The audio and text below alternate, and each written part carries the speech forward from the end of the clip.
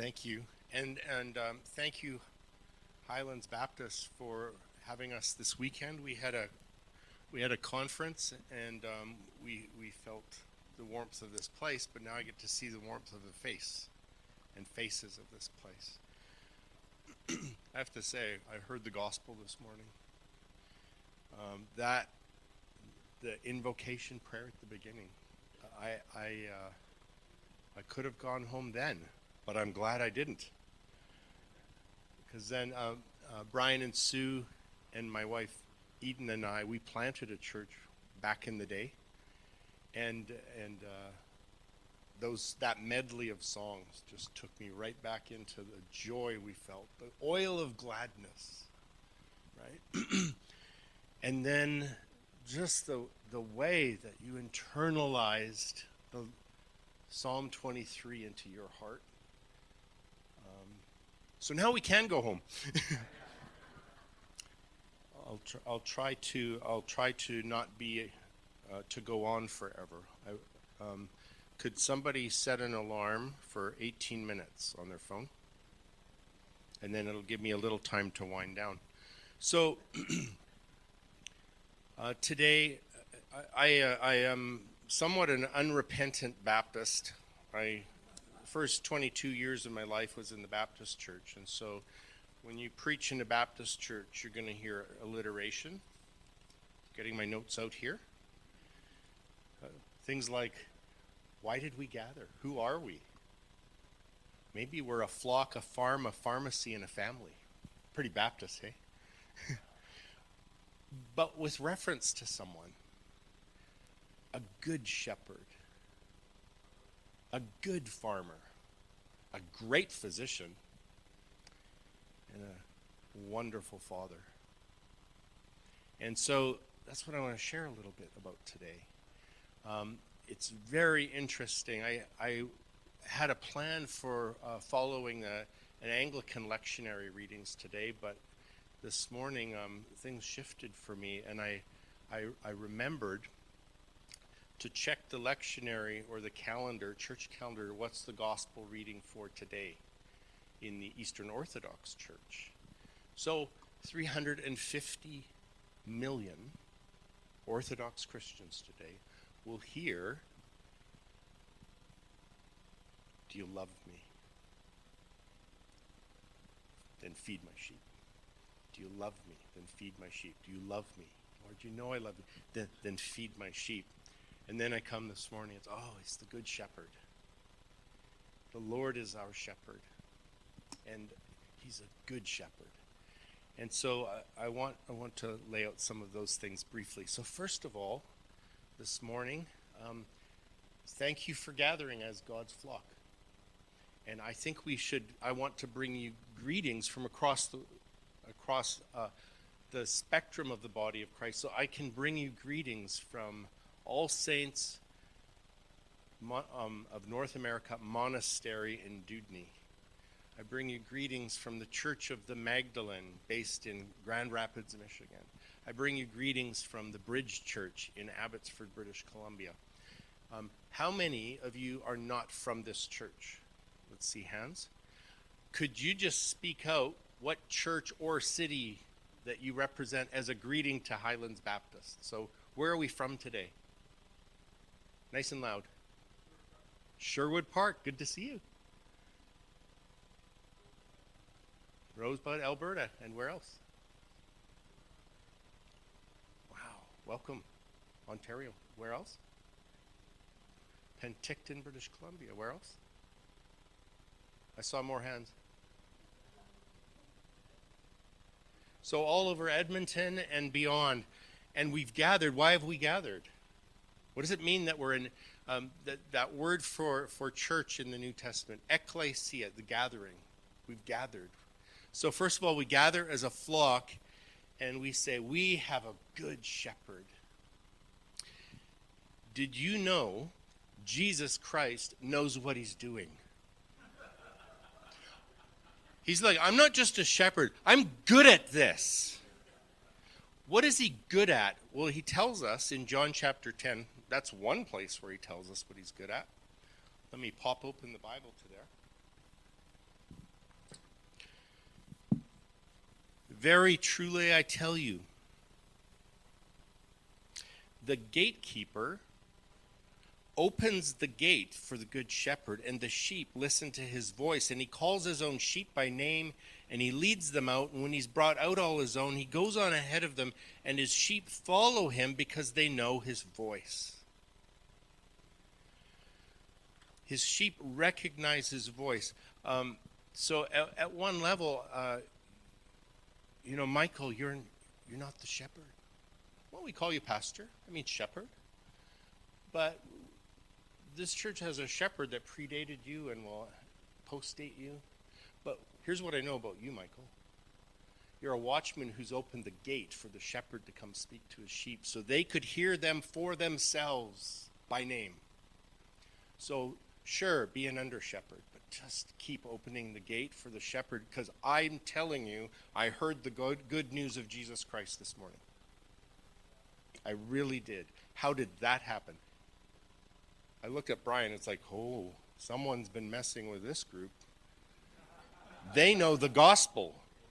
They've heard the voice. They know the good shepherd. They recognize his voice. And I'm just so pleased about that. And so we have this good shepherd. And now I've lost my notes on that. So what strikes me, though, is this aspect of he comes to us, he enters the gate. Jesus Christ is in this place. We don't speak of someone who's not here. And this happens regularly where we speak as if God is not here. But he's here. God is everywhere present, filling all things, including you. And he's never, ever, ever, ever, ever, there's a fivefold negative in the verse that says, going to leave you or forsake you. So, don't worry too much about getting God to come here. He's with you all the time, right? And so if he's with you all the time, and he's also able to communicate. He does speak to our hearts. He really does. And he's able to communicate in a way that you'll recognize. Some people, when they talk, they just need to get something off their chest, and they don't care whether you've actually heard them. They just want to talk. They want to hear their own voice. But there are shepherds, and there's a really, really good shepherd who knows how you need to hear. And he is able to get messages to you. And it's just so simple then. What is the job? Feed my sheep. What'll happen if the Lord is with us feeding his sheep? Well, you'll just grow. Your wool will grow. We'll shave it and knit it and make scarves, right?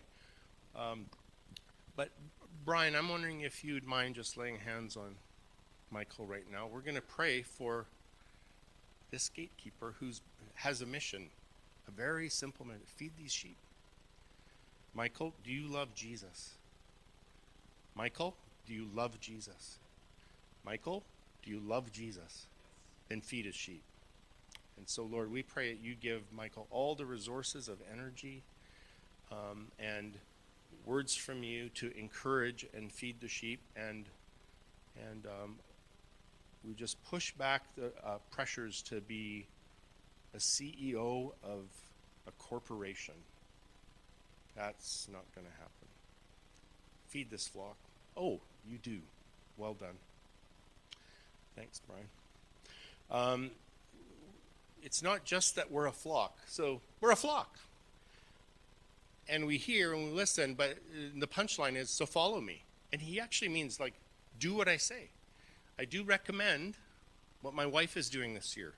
She was notorious for waking up at 5 a.m., going and sitting in a chair, relaxing, thinking, but then she'd start doom scrolling. That's what on her phone. What's the bad news in the world? This year, she is reading the entire Sermon on the Mount every morning for 365 days. She wants to be saturated by the words of Jesus in red the end of that sermon, he says this: here's the wise man or woman who builds their house on the rock, the one who hears these words of mine and puts them into practice, the one who internalizes them such that we follow the good shepherd. And so I commend those kind of practices to you, so that you're like, just do what he says. We can distill it even. Jesus said this: love the Lord your God with all your heart, soul, mind, and strength. Love your neighbor as yourself. Do this and you'll live. Loving our neighbor, loving our brother, loving our enemy. Do this and you'll live. Just follow me. Follow me. We're also a farm. There's lots of farm kind of images in the Bible. We've got some where you're actually the soil. We've got others where you're the plants. Where we have some where you're the branches on a vine, bearing good fruit. There's also this sense in which this congregation on a Sunday morning gathers into a greenhouse so that what we learn here and experience here and the transformation that happens here in the greenhouse can be planted all over the city, all over the province, all over the country, all over the world. And I just think what a good place to practice things like forgiveness.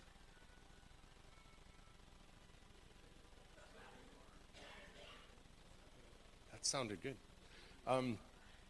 So we practice forgiveness here so that we can practice it in our cars when we're about to road rage, or at the cashier when they're just not getting it, or in our businesses or in our families. So this is a greenhouse to practice the Jesus way of being, specifically the Jesus way of relating, right?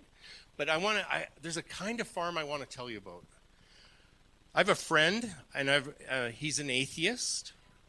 He's quite hostile to the gospel and to any Christians, except me. He's given me a pass. I don't understand why, but we have a history, and I would say this: mostly he hates Christians, and mostly he doesn't believe there's a God. So as we're talking, he says, I want to tell you about an experience I had. I went to Italy and on something they call agro-tourism. And he said, what we did is we went to a farm. And on this farm, the hostess is growing vegetables and all sorts of whatever you need to make pasta and all the raw goods for a wonderful feast. In the morning, the agro-tourists collect the food they're going to eat that night. And everyone participates. And so you go out in the garden and you're plucking the tomatoes and you're getting the cucumbers and you're pulling out whatever they use for the pasta. I don't even know what they use for the pasta. And so you all cooperate on this farm. And then in the afternoon, you just like go tubing on the river and just relax in Italy, right? Then in the evening, you gather around and everyone prepares the meal together. And then you have a feast every single day. And my friend, his name's Tracy, he said, if I've ever seen God, it was there. If we will be that kind of farm where we all come together and we gather together the resources for the feast as we participate with one another on this little farm of what's growing so naturally just by watering it, just by nurturing it, just by gathering. And then week after week, month after month, year after year, the feast of God is among us. The banqueting table is set. And of course, you know who Jesus said to go invite. Like everybody. Those on the street corners, behind the hedges, and so on. But I think we rush ahead to that sometimes. At Fresh Wind, the church we planted, we started doing soup Sundays once a month. And we realized our folks were from backgrounds, they didn't know how to eat together. Some had never in their lives sat at a family meal table. So for a year, we set up tables once a month, and that was church. It wasn't even after church, because they'd leave right away. So, okay, no, you've probably heard enough sermons in your life. Let's eat together. It took us a year to become a family. And then we did. And people started hosting their own little table with tablecloths, and we'd have soup, and suddenly, instead of 2 crock pots of soup, there was 18, and something happened. But that's meant also to be a metaphor for what's happening this morning. We each bring our gifts, we gather together, and I noticed this. It won't be up to me this morning for you to get fed. We've been feasting all along from the opening word. And I'm just giving some reflections. So if I've ever seen God, it's that. That's what people need to see. If they could see the church being a table that gathers together to have a feast, probably church wouldn't be such a swear word anymore. Because there's something beautiful here. Sometimes we abstract that word church as if it's a villain. And like, yeah, I got hurt by the church. Well, I don't know what that is, but this is something else. It's the people of God gathered together for a little agritourism. We're also a pharmacy. So we've got this great shepherd, we've got this great farmer, and we've got this great physician. And I think of the parable of the Good Samaritan, where the Good Samaritan finds the half-dead guy and brings him to a hostel. He treats him with oil and wine, and he reconfigures, reframes the hostel into a hospital. And when there's a hospital, then it even can become a hospice. I got to visit a place called the Basiliad in Turkey.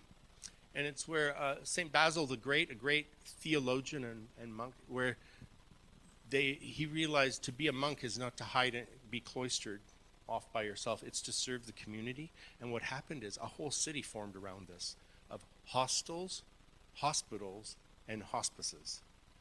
Incredible. We're called to be that. The good shepherd brings the half-dead guy to us, said, take care of them. And I will provide you everything you need for their treatment, for their restoration, for their recovery. And when I return, that's the clue, it's Jesus. When I return, if you think I shortchanged you, don't worry, I'll pay you in full. He's not going to ever shortchange you the resources you need to do his will here. Here's the simple part. You are a dispensary for the hottest commodity in the world, and you have it in spades. It's called mercy. The oil of mercy, the many mercies of God. And it is through the mercies of God that people are transformed. It's not rocket science. You're not going to need to be experts on everything. You're just going to dispense mercy every time people look for it. This is why what really drew me to the Eastern Orthodox Church, they have probably a 2-hour liturgy. In that liturgy, we use the word mercy or merciful 154 times in 2 hours every single week. And I began to bathe in that mercy. I began to experience it as salve for my wounds. I began to experience the mercies of God as rehab. I began to have the mercies of God cleanse me. And you don't have to be able to do everything, but anybody who comes to this pharmacy can just say, can I get mercy here? Absolutely. Absolutely. This reminds me of Jesus. So much reminds me of Jesus. Isaiah 61 was his vision. We didn't need a big vision statement, like corporate vision statement. If you want a vision statement, here's one. The Spirit of the Sovereign Lord is upon me to preach good news to the poor. That's the alarm. He sent me to bind up the brokenhearted, proclaim freedom for the captives, and release from darkness for the prisoners. To proclaim the year of the Lord's favor, comfort all who mourn, provide for those who grieve in Zion, bestow on them a crown of beauty instead of ashes, oil of joy instead of mourning, garment of praise instead of a spirit of despair. And you, will be called oaks of righteousness, a planting of the Lord for the display of his splendor. He actually wants to display you as a place where the oil of mercy flows, and that will change people. Well, I'll just wind up with this then. So we talked a little bit about the good shepherd and his flock. Talked about, what was the next thing? The good farmer and his agrotourism, his farm, which includes a feast.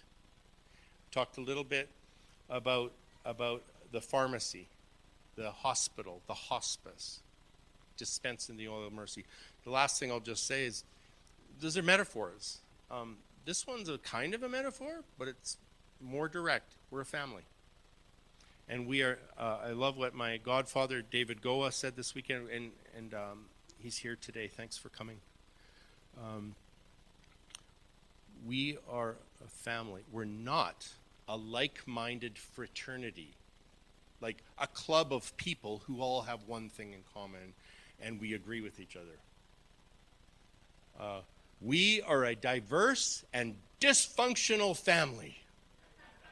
And when we gather, we slip into our old scripts and we hurt each other and we're stuck together.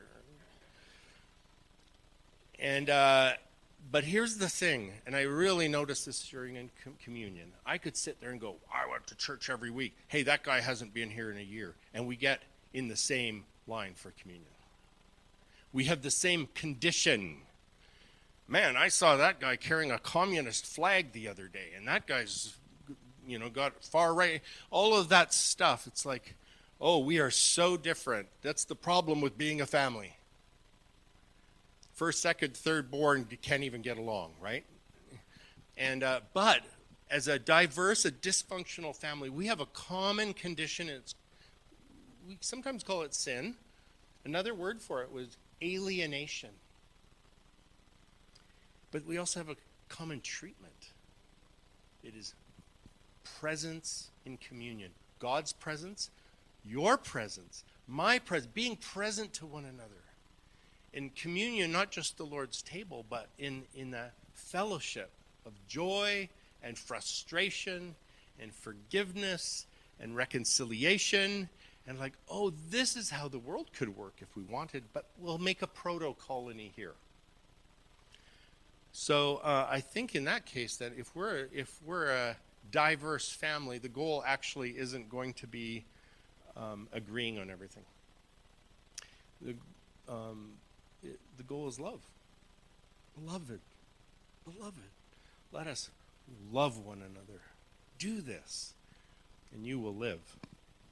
Well, this is a good time to take the mic from me.